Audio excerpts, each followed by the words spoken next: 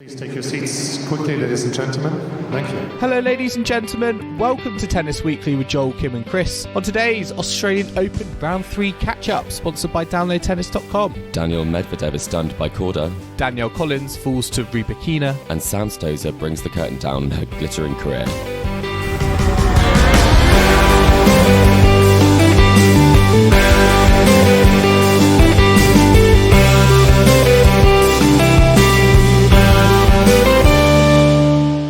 Chris, today is the 22nd of January and we are here to catch up on round 3 of the Australian Open at Tennis Weekly HQ. We are recording on Sunday morning here. It is a very frosty one in the UK and we've already had some round 4 results. Spoiler alert, Iga Swiatek and Coco Gauff are out, but as I said, we are going to be focusing on all the round 3 results from Friday and Saturday. We'll be back tomorrow, double quick time for our round 4 catch-up. We've had so much drama, I feel, over the last couple of days, Chris. Daniil Medvedev is out, Australian Open finalist from last year. Well, both Australian Open finalists from last year, because Danielle Collins is out as well.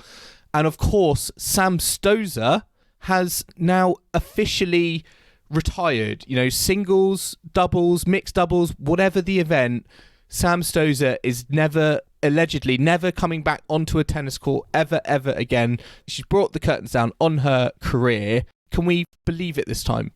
That was my question. I think she said this before, and when you get into specifics of I'm retiring from singles in these types of tournaments, or I'll retire from mixed doubles, and then I think she took a wild card in singles in Strasbourg, having retired from singles. So I think it's a bit like Serena evolving away from tennis, but I don't think Sam Stosur will evolve away from tennis. Ooh. Well, I thought the tears were very real this time. So real tears? I think she's rubber stamped it. Oh, we'll see her on the Legends Court, probably in this slam. She might end up playing that event.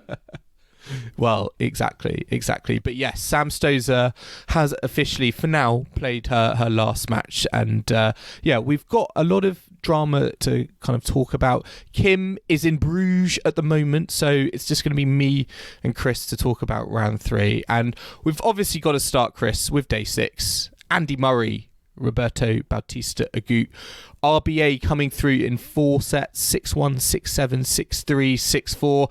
Andy Murray, after, about 15 hours or so on a tennis court, is out of the Australian Open. Dan Evans also lost as well to Andrei Rublev.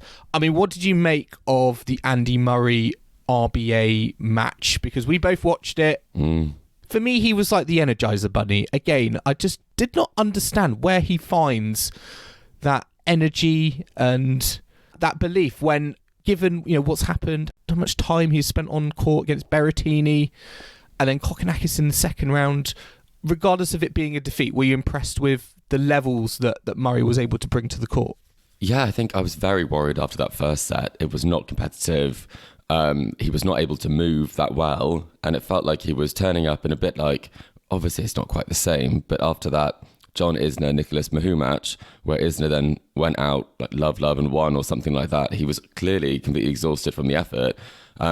It also gave me flashbacks to, because I was looking at their head-to-head and I remembered last year RBA defeated Murray like love and won in I think it was in Dubai, and it was probably one of his worst performances of the season, probably of his career, to be honest. And as you said, after that first set, I was also a little bit worried in terms of, is this scoreline going to look a little bit silly? Yeah, same. And then I think when he went down very kind of convincingly in the second set, down the break for 4-2, it looked like it was kind of game over in that sense, and that he was playing the match. He wanted to be professional.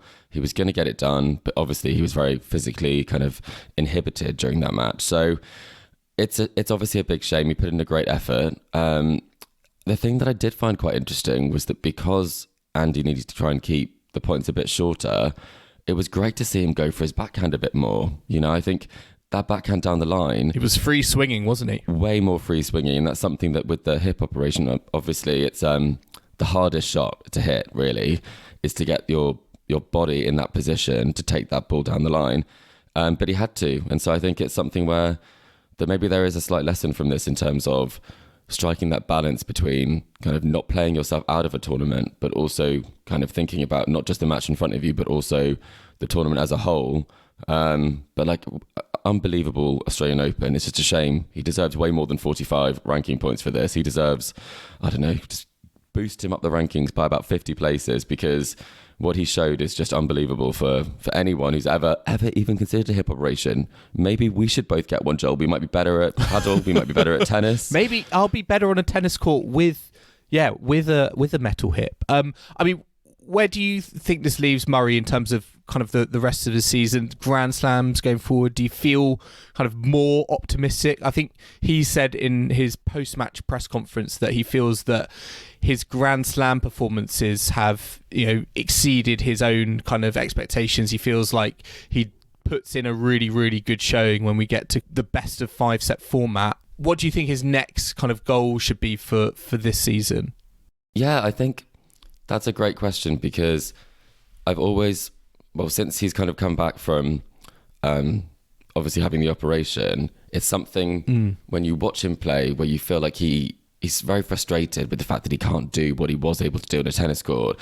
And he said in this Australian Open that he just loves playing tennis, and he might not look like he's always happy out there, but he really genuinely is loving it, and it's the happiest moments that he has. And so I think, for me, I'd love to see a bit more of that come through. And I think it's not about the results necessarily. Obviously, it's a big deal getting his ranking up, because it means he can play in some of these better tournaments. Yeah. But the nature of the tour is that it is such a small margin. If Berrettini made that backhand, would we even be talking about Andy Murray in the same way? It's when you play against all these players where they're all so gifted, and on any given day, someone can put in a fantastic performance. I would argue that I wouldn't think it's right to talk about what he can do at slams. I think it's about individual tournaments. It's about how he's feeling that week, and hopefully the ranking will rise. He's at 62 in the live ranking at the moment, and this is after kind of a full season of tennis. So that's my only concern, is that if you look at the ranking, you look at the results, it's not going to lend itself to return to the top 20 at any point. But these Grand Slam results are why you play tennis, to play at this level on this stage, to get that feeling back that obviously he wasn't able to kind of move away from. So I just hope that at Wimbledon he can put in a great performance. The French, I'm not sure particularly if I have high hopes. It was a bit odd last year, because I think he was really conflicted about, do I play on the clay? Do I not? Because I think he played he played one tournament in Madrid. He took like a wild card very last minute, and then didn't play the French Open, and just sort of, I think, played Surbiton Challenger instead, and started his grass court season early. So it'll be interesting to see. Obviously, we've got a lot of hard court tennis to come before then with Indian Wells and Miami. But yeah, it'll be interesting to see how he approaches the clay season. But certainly, I think this tournament should give him a lot of courage and confidence that he can still kind of mix it with players that are ranked above him. And I really hope we do get out of that funk of win a match, lose a match, move on to the next tournament, which I felt was a lot of his story over the last 12 months last season. I enjoyed, he did tweet, and this tweet has gone mega viral on Twitter, 192,000 likes. He tweeted, 2 days ago, I randomly bumped into the doctor who in 2017 told me the good news is the problem you have in your hip can be fixed, but you won't be able to play professional sport again. I think we dispelled that myth the last 5 days. Good night. And I think for me that is the legacy, I think, of Andy Murray at the 2023 Australian Open. Is you can just defy, you can prove people wrong. It's goosebumps. He's proven science wrong, right? Completely. And I think it's so often you hear these stories that are inspiring, but not necessarily kind of the reality, like you can do anything, and some people are like, well, you can't if you have a metal hip, and he's and I mean, it's incredible. I mean, I get goosebumps, and when I watch Murray play, and when I watch him do well, and you see him putting so much out there on the court, like it's hard not to kind of get emotional watching it, because his story is incredible. And I know that we always talk about the metal hip, but do you get bored of how much we talk about the metal hip, or are you just like every time are you just like, man, I am in awe of that? I guess it's a bit like the age thing and sort of like Venus Williams or some of the top players where we've been talking, same with like Federer and Nadal, well, more Federer, but we've been talking about it for so long about like, will Federer be able to play in London 2012? And he was only like 30 at the time or something. So I think those ones are like, of course you can still play tennis, but I think we didn't realise with this one is like that he can still really play tennis and he can move in a way that no one would ever thought. So am I sick of it? I think the label I'm sick of, but the context I think is so significant to the incredible things that he's doing because it's incredible we anyway. Forget about it. Yeah, exactly. But with this in consideration, it's genuinely unbelievable. And just a word on Roberto Bautista Agut, because obviously they played each other, well, I think was it in 2017 or 2018 when we had the retirement video after Bautista Agut had given also Andy Murray a loss. Now he is on to face, I think, Tommy Paul in round 4. I mean, I think RBA has gone unnoticed and underappreciated for many years on the tour. He is also not really a spring chicken. I think he's 34 years old. And again, his longevity on the tour, he's still a seeded player at 34. And I still think on his day is a very, very hard customer to kind of put away. Doesn't really give you a lot of errors. I thought in this match, his lob was almost Andy Murray-esque. I thought his lob was fantastic. A lot of people talk about him as like doesn't really have any major weapons, and as a result has that sort of stunted his his potential, throughout his career. But where do you see RBA in terms of this result, where he could go given where he is in the draw, and not having that big weapon? Do you think that is a big factor in his in where he is at the moment? Yeah, I mean, he's someone that will make it very hard for you to beat them. But you are able to if you have a level that's above his.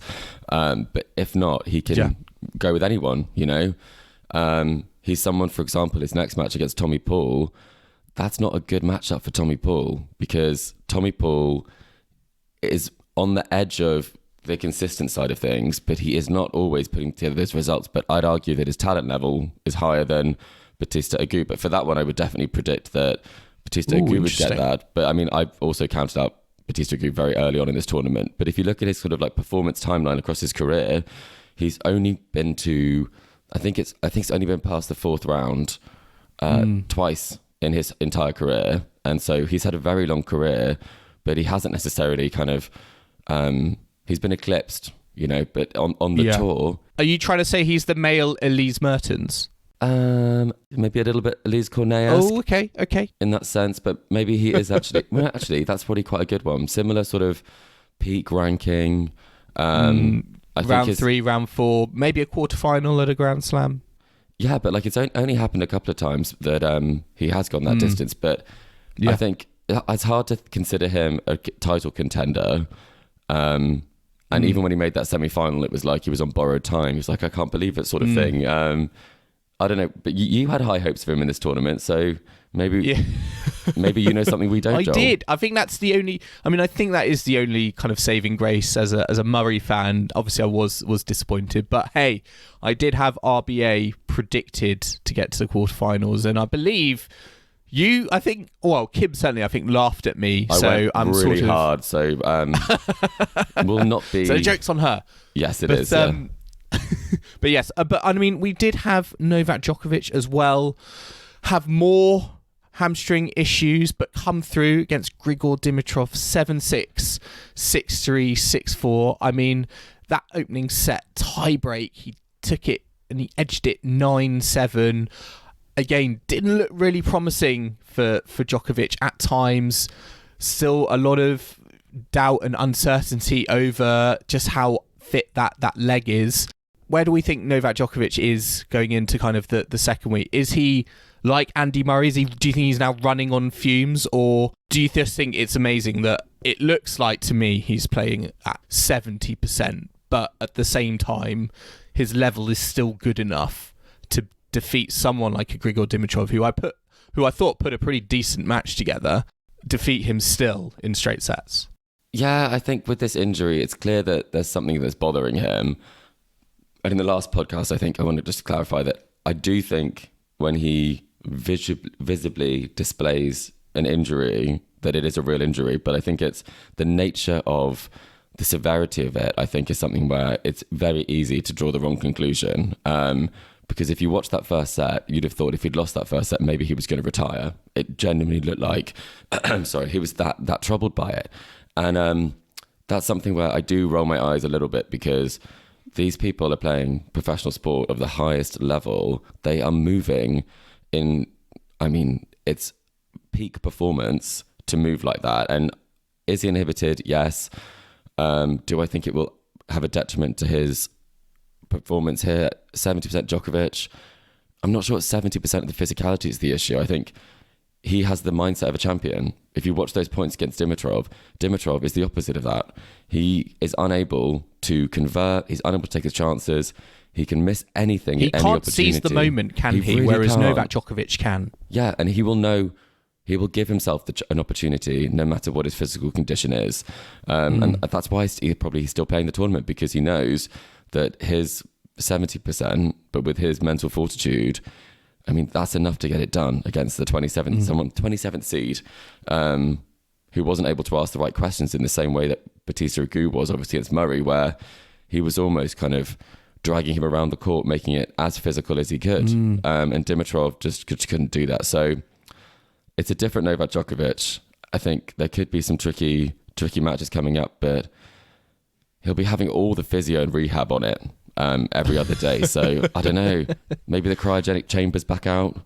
We don't know, but we'll see. He's got Alex de Minaur next. I think Alex de Minaur has had a very nice, gentle route to round 4. So I think this is certainly going to be his first proper test. But at the same time, I don't think, that's not an easy matchup, I think, for Djokovic. De Minaur is going to be running around the court. It's going to be, I think, trying to put Djokovic on the run as well. And I think that's probably the name of the game at the moment. So we'll have to see, if Alex de Minaur is able to kind of implement that strategy. We did have other straight sets victories in day 6. We had JJ Wolf, Ben Shelton, as you said, Tommy Paul, all come in through straight sets into round 4. So the Americans still going well. I think a lot of talk about Ben Shelton, who Alexei Popyrin in his post-match interview was very praiseworthy of Ben Shelton.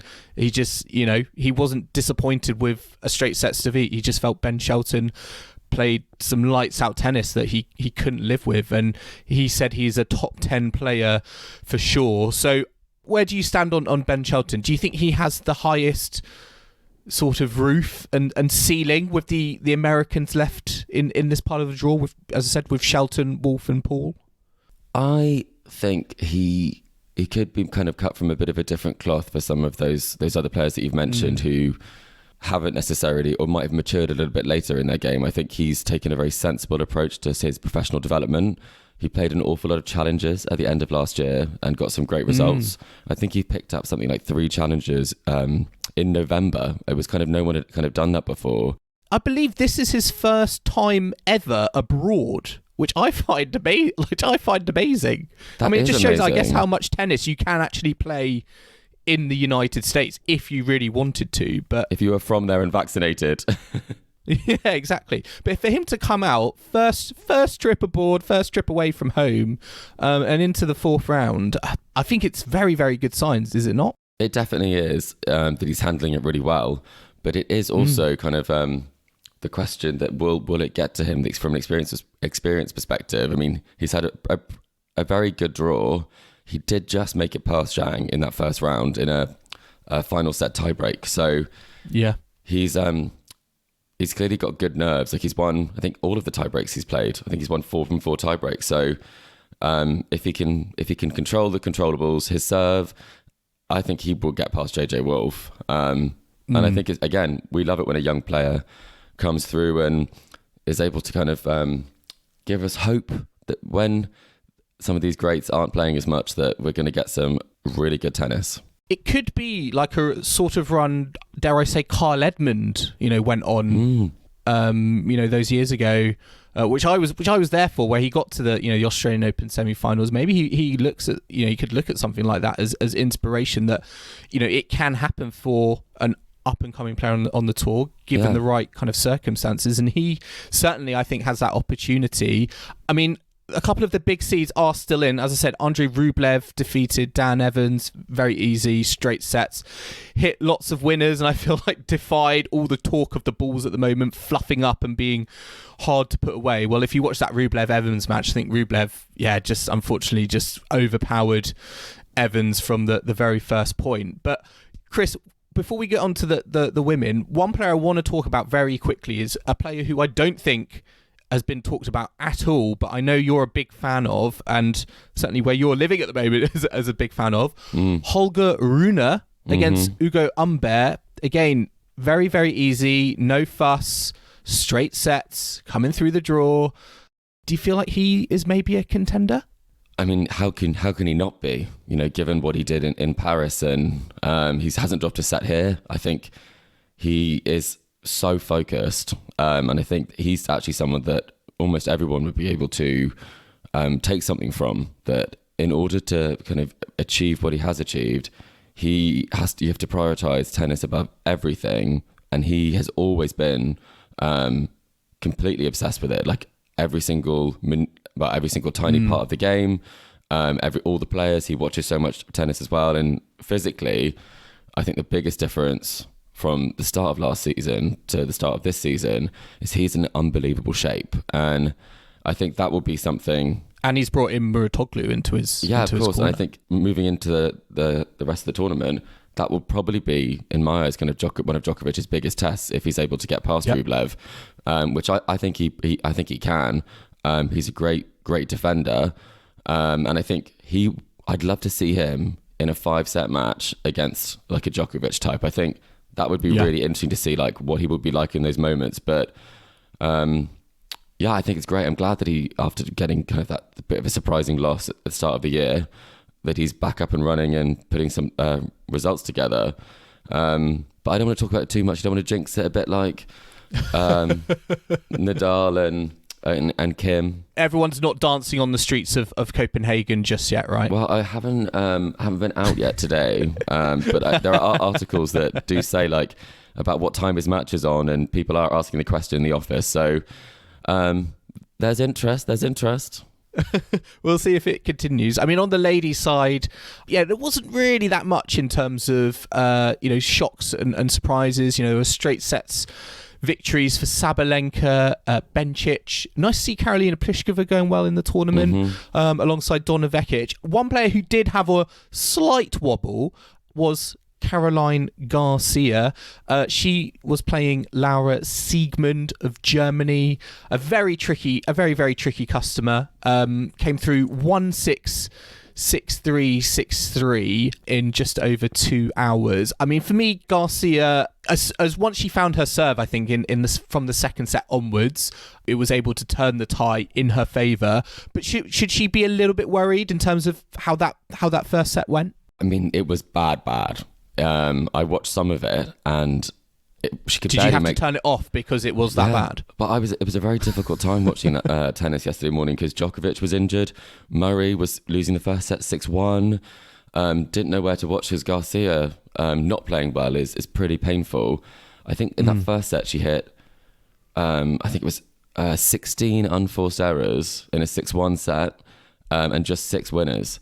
So it was really, really not good, and she was very annoyed with herself. But I think from watching that, I think her head went down a bit too early.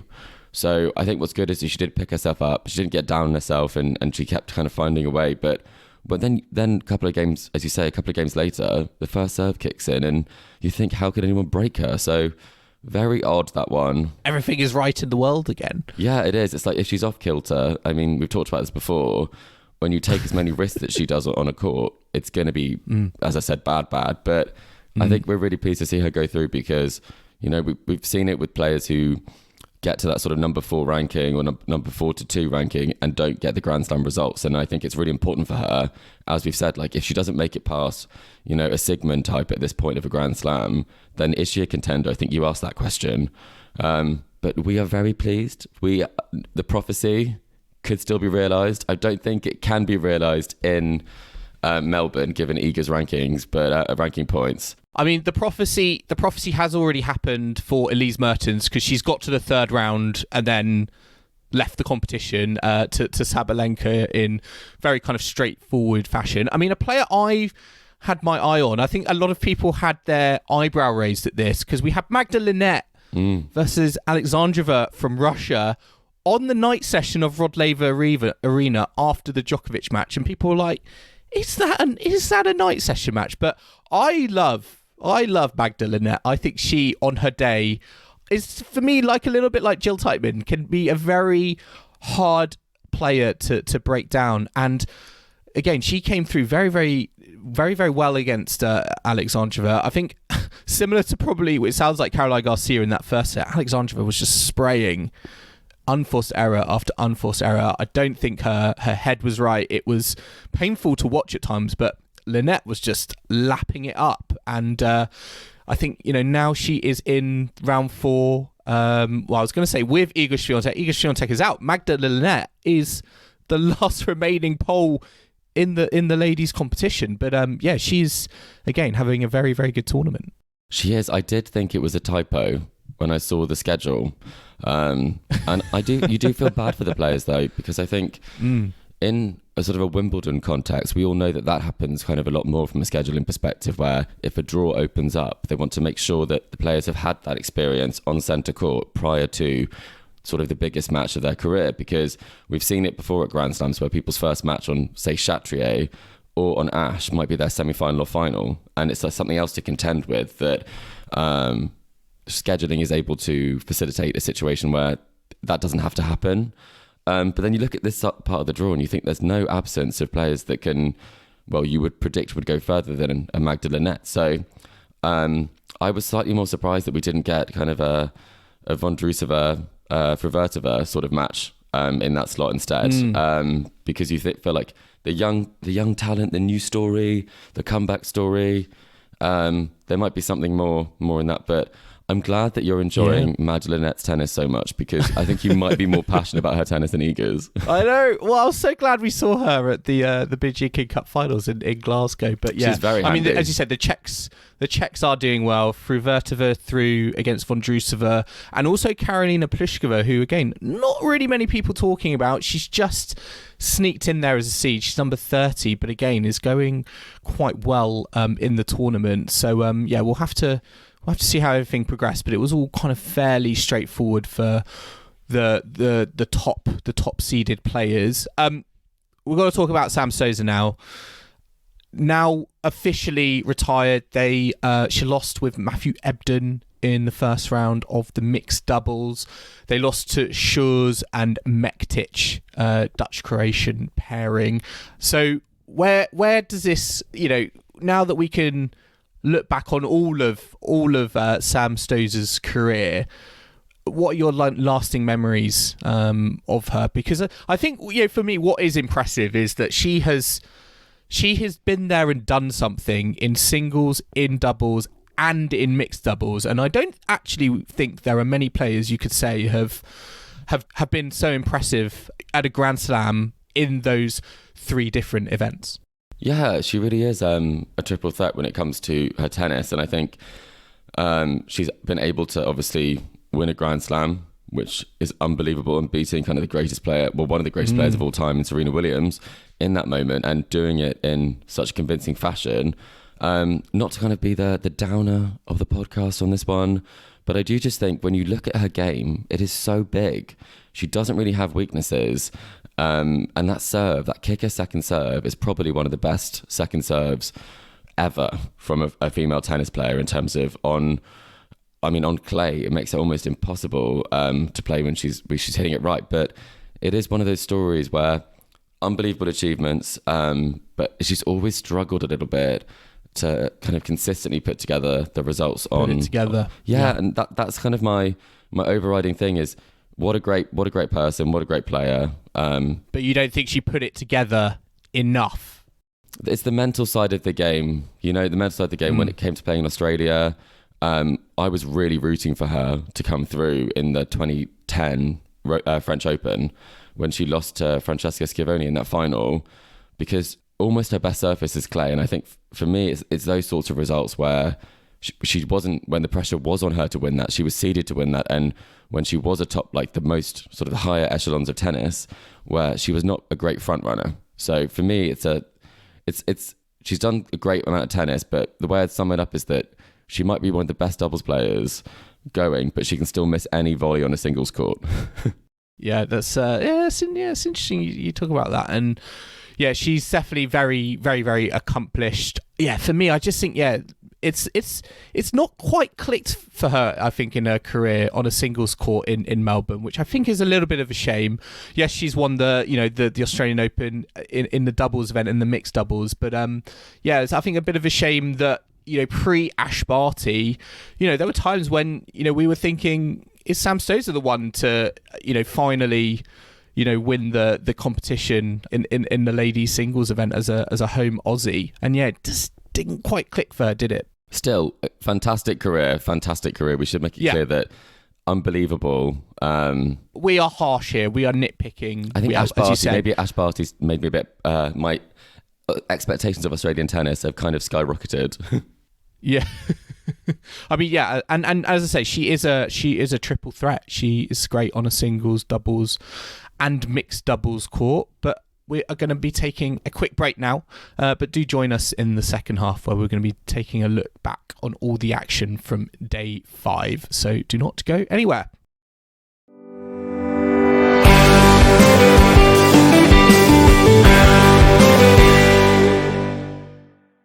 Welcome back to the Tennis Weekly podcast with Joel, Kim and Chris, sponsored by downloadtennis.com. And now we're going to move on to day 5, Chris. And one of the big stories from day 5 was Daniil Medvedev.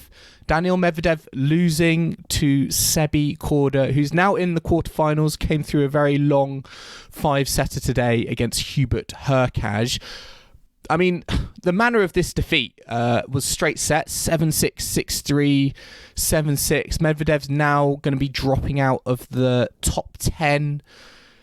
What did you make of this performance? Were you surprised at all, or was this for you a genuine upset? Because for me, that's the way I've been seeing it being portrayed in the news is more of a surprise, I would say, than I would actually say, given how well Korda's been playing lately. I mean, I think it is a surprise because when I was looking at the predictions, if someone plays the tennis level that they can play, like he played against Djokovic in Adelaide, then you would predict him to win this match given the form he had coming in. But he's been so absent from the tour and had so little experience at this sort of level. And against a player who's as seasoned as Medvedev, you'd think that Medvedev would be able to make it difficult enough. And the nature of Seb's game is that he really is he's one of the most aggressive players on tour when it comes to ball striking. So you could see that being problematic at times for him because you really have to have full conviction. So I would say I was surprised by the manner of this win. I did not think it would be straight sets, but I think what I liked about it is that it's almost like Seb Korda's got a much better understanding of his game, that he is not going to be the person who is kind of going to outlast an opponent necessarily. He has to beat them by making more shots and more winners than he makes unforced errors. Well, that's why I think he comes to the net more, because he's got great touch and a great feel, I think, at the net. And as I say, he doesn't really get into these like long extended rallies with Medvedev. Yes, he can kind of hang with Medvedev from the baseline, but when he does get that opportunity to come forward, he is coming forward and he's gonna try and kill it at the net if the opportunity presents itself. And I think that's what I think that's again what sort of did Daniil Medvedev in a little bit was, when those opportunities were presented, Korda was coming in and finishing off the point. Yeah, and I was going to ask you the question with Korda and the way that he was playing. Does Medvedev stand too far back? He was so far back. Yeah, I certainly think against a player like Korda, I think, yeah, he was, because he's a guy who's comfortable with coming in. And I think when you're that far back, it's just such an obvious kind of strategy to go to. And you have so much time. Like Korda had so much time on the ball because Medvedev was so far back. And that, for me, I'd love to see a change up for him in that match, because he essentially just said, right, Seb, if you can hit the ball past me more than you can't, more than I can retrieve it, then you'll win the match. And that's kind of just what happened, you know?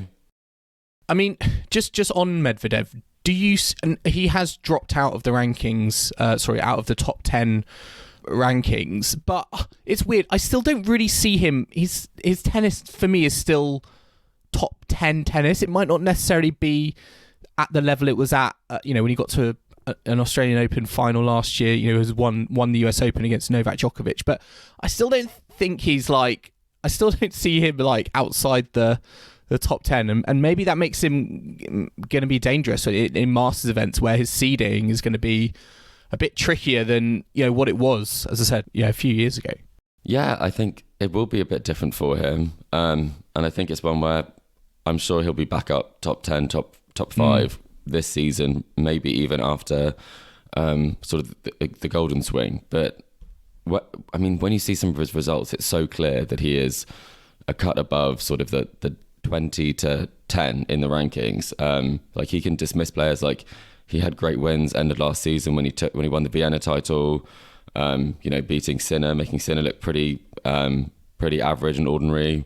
He had some good results. Getting to the final in Kazakhstan as well. When, and that level Djokovic against Djokovic. Kachanov dispatched him in Adelaide this year, straight sets, and obviously Kachanov is now having a great run here. So I think it's a case that he will be right back up there and being a contender, but it's just something isn't quite matching up, and I guess it's one where you have to kind of drop down a little bit sometimes. And I think playing the 500 in Vienna and kind of winning a 500 was actually probably more important for him than if he'd made the final of like a Paris, for example, because you have to get that winner's mentality back. So I mean, I'm not concerned. I don't think you are either, are you? I think it's just a blip. It's just going through I feel like it's just sort of going through the motions at the moment. I mean, we also had wins for Yannick Sinner, Hubert Hurkacz, who lost today. He defeated Denis Shapovalov in 5 sets. But one player also through, and now is in the quarterfinals, Jiří Lehečka. Now, he beat Cam Norrie in round 3, 6-4 in the 5th set. I was a little bit disappointed because I thought there was a little bit of an opening here for Norrie, who's been playing some very, very good tennis, and I thought this is a bit annoying. But seeing Lehečka also come through today in 4 against Felix Auger-Aliassime, I mean, again, similar I think to Ben Shelton, Lehečka is another player who is still in charge of his own destiny at the Australian Open, is certainly one of the younger players who is having a bit of a breakout moment down in Melbourne. Yeah, and I think we probably should have taken a bit more note, shouldn't we, with the result when he took out Coric. Should have taken him more seriously, I think. Yeah, we really should have, 1. because that was quite the statement victory, and we were probably a little bit harsh on Norrie in that sense, because that was obviously a 5-set match, and now he's backed it up with a win over Felix. But it does kind of lament the point that we talked about with the stars of Breakpoint and the next gen, is that if you miss your window to win a slam, then this next gen are going to really make it hard for you. And what's scary is Lehečka was in the next gen finals at the end of last season. He's now already doing this. It's not taken. Well, it obviously, the time will tell in terms of if this was a single moment or whether he can kind of keep it up consistently across the season. But the way it's gone from that transition, and now he's in a quarter final. It's scary, but it's also very, very impressive. So impressive, and I think it's a case that players like Felix Auger-Aliassime, they have to look at some of these results that they have and kind of think about the fact that, I mean, he was the player going into sort of the end of season finals.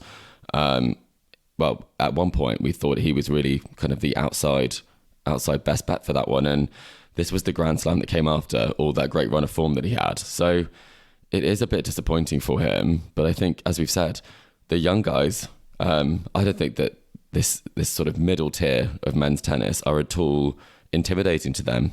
I think that if you're able to, as you say, kind of take control of the way that you play, if you have a good, like, strong serve, these great retrieval skills, and a pretty big game. I mean, we've seen it with Korda. He's never gone that far in Grand Slams. He hasn't had that much practice or match play coming into this, and obviously these guys are able to put together some of the best results of their career. So I think, wouldn't it be crazy? It should be one match at a time, but if someone like Lehečka would be able to, go all the way, I mean, that would be a truly breakout Grand Slam victory. That's big talk. I think that's big talk, especially when Stefanos Tsitsipas is in your half of the draw, because for me, he's looked. I mean, he came through against Griekspoor in straight sets, and it's just been very, very easy, comfortable for him. Very, very serene. So, I think we should get too ahead of ourselves. I mean, looking at the women's side, we had two kind of very notable high-profile matches. We had Victoria Azarenka, former Australian Open champion, against Madison Keys, and we also had Danielle Collins versus Rybakina, Wimbledon champion. So Danielle Collins lost out to Rybakina, and Madison Keys lost out to Victoria Azarenka. Chris, in terms of both those matches, were you surprised with the victors, or did you sort of see it coming from the off? That's always a tough one. I think with the Rybakina, especially with Azarenka Keys, I feel, because honestly, those I mean, two, the scoreline just shows it. Like, they are just both, I feel, just such. I think Keys even more, actually. It's just such a hot and cold competitor on her day. I can't get excited about Azarenka at the moment, because we've seen her put together these results and then she'll lose sort of in the fourth round and not quite make it past for that great run. And she is really focused, so I'm not sure where it comes from. But we've seen her lose some marathon matches. And I think, for me, who do I think is the most likely to kind of get it done? And so I think that's Azarenka. So I was pleased that she did, because I'd love to see her at a later stage of matches, because I feel like the results that she's got since she's kind of been over 30 have not matched necessarily the tennis she can play. So not that surprised by that one.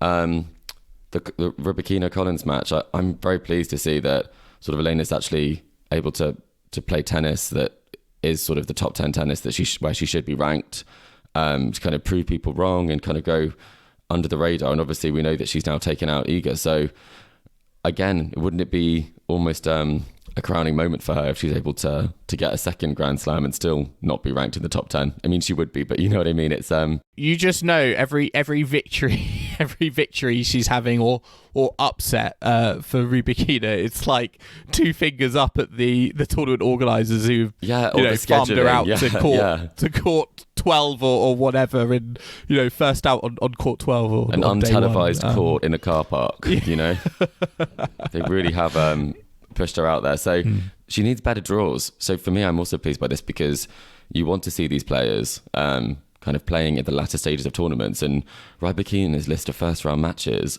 has been like appalling. Because she's in that sort of space where you do get them, and so she's win one, lose one, win one, lose one. But I did see, Joel, that there is a line here about Collins that my ultimate favourite tennis player, Danielle Lehečka, that somehow you managed to find this stat that Collins is the first woman to concede more than 30 games en route to Australian Open third round since Danielle Lehečka in 2014. Great stat. That is a great stat, and whoever found that, I hope that Danielle Lehečka has been made aware, because the things that she put her fans through, especially in the early rounds of Grand Slams. Are you listening, Danielle? Probably not. Yeah, I mean, well, it's very un-Danielle Collins. I've got another stat for you and our listeners, actually, and it concerns Iga Swiatek, who I know is now out, which we'll be probably discussing tomorrow to Rybakina. But Swiatek and Magdalena were the first two poles into the Australian Open round 4, and that's only happened one other time in the Open era of 2 Polish ladies getting to round 4 of a Grand Slam. It also happened in Melbourne in 2008. Now, Chris, can you tell me who those 2 Polish players were who achieved it back then?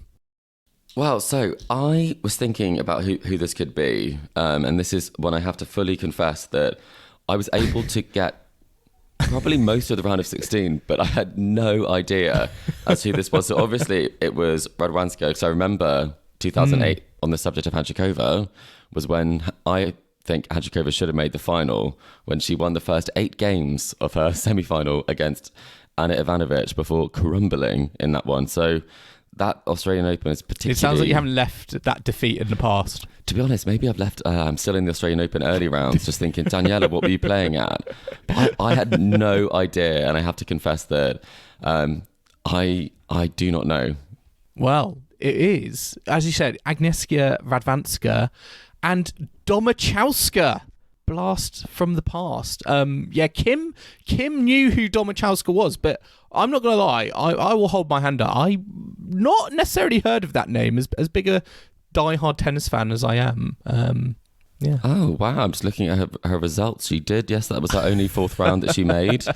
I think we should put Kim on the spot on this one next podcast and say, what was some of her standout moments from her career? Yeah. And what was her career high ranking? Come on, Kim.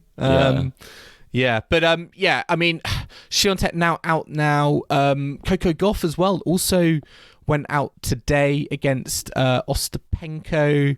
So yeah, it was interesting to see kind of easy wins for some of these players, and then have gone kind of crashing out in the next round. I mean, before we finish, let's quickly touch on some doubles because there was some big doubles controversy involving Alison Risk Armitage. She had a doubles match with her partner Linda Fruvertova. It went viral on social media in the last 24 hours. They were playing Panova and Zalamidze in I think it was in round 1 of the ladies doubles. Now, if listeners haven't seen this, just go on social media, on Twitter, and type in Alison Risk Armitage, because she's all over this clip, because they had a point and Risk went for the smash, hit the player across the net who got the ball back, and she apologised saying sorry because she thought she had hit her opponent, which the visuals suggest that she did. But the umpire did not see it that way and called hindrance on her apologising mid-point. And it sort of spiralled from there. I think an organiser was brought on. She's been all over kind of social media, particularly with the lack of technology on outside courts. I mean, Chris, what did you make of this incident? Because, Alison Risk Armitage was not happy, to say the least. Yeah, and rightly so. I come from the school of thought where umpires getting it wrong is unforgivable, because it is 100% their full remit, the way they should be aware of everything that happens in that court. And I get a bad call here and there. I get a bad overrule. Sometimes that happens. But this one was it's inexplicable in terms of how this happened. I mean, Alison Risk said, was he sleeping? This is ridiculous. And for that to be something that you weren't able to see what was right in front of him, it was even on his side of the court, and that's also why you just feel for the players, because then the supervisor also happened to be on that court, and then Alison Risk said, "Where's the supervisor?" And they said, "Oh, hello." What a coincidence! By the way, what were they doing there? That's so kind of bizarre. They're big like ladies doubles fan. Yeah, maybe. and then she said, I wasn't really paying attention. So it seemed like AO officials just not paying attention to this one.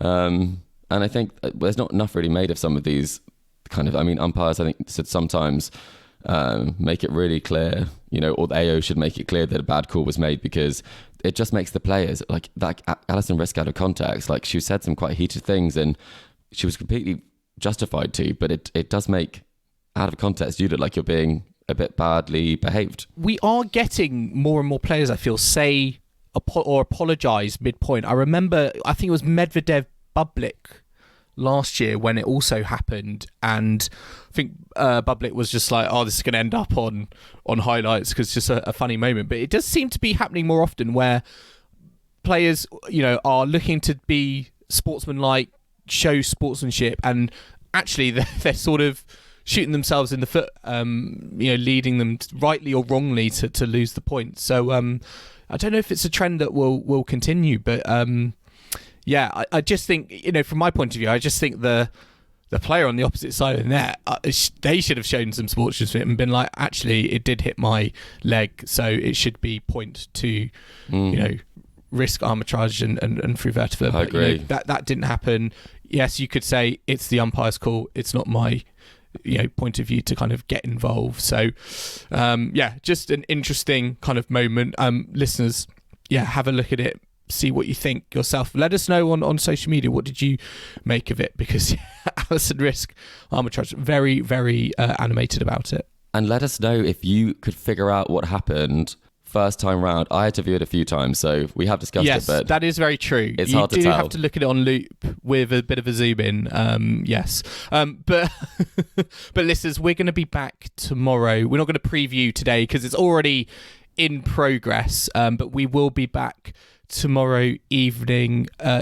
Kim will also be back, so it'll be Joel, Kim and Chris to catch up on round 4. So I hope you can join us for that. Remember to subscribe to us to stay up to date on all the action to come with week 2 firmly in our sights in Melbourne. We're on Apple Podcasts, Spotify, and all major podcasting platforms out there. And if you like what you're hearing, then make sure to leave us a rating and comment on Apple Podcasts or Spotify. You can follow us on social media or email the show. We're on Facebook, Instagram and Twitter at Tennis Weekly Pod.